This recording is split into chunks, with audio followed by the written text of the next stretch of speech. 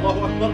نشكر وقوفكم بجانب الشعب الفلسطيني في هذه الظروف الحرجة، بحيث أننا الآن على تقديم سلة الخضار إلى تلك والفواكه إلى تلك الأسر المحتاجة الفقيرة الذي هي بأمس الحاجة إليها وباستمرار، جراء ما يتعرض له قطاع غزة من الحصار الشديد والاعتداء من قبل العدو الصهيوني. فإخوانكم في فلسطين يقدمون إليكم الشكر الجزيل في مكتبكم الموقر في فلسطين، آملين من الله عز وجل أن يتم على هذه الأمور على خير، وأن يكونوا من إمداد المزيد من المساعدات إلى الشعب الفلسطيني. فتلك هي النصرة، وتلك هو رب النصرة الذي هو بحاجة الماسة إلى تلك الواجبات الثنائية.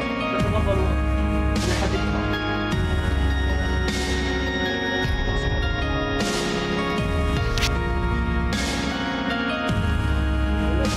الشعب الأندلسي والرئيس الأندلسي الذي أمام المحاصرة،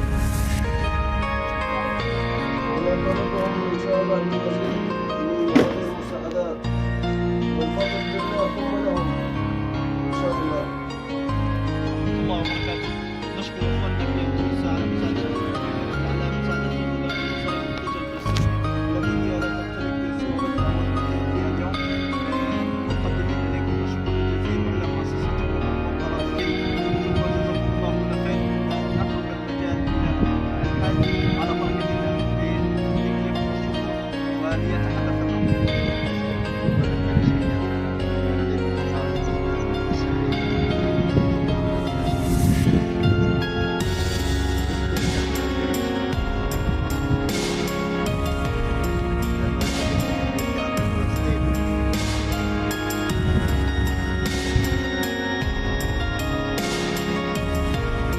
أريد أن أقدم خطوة واحدة.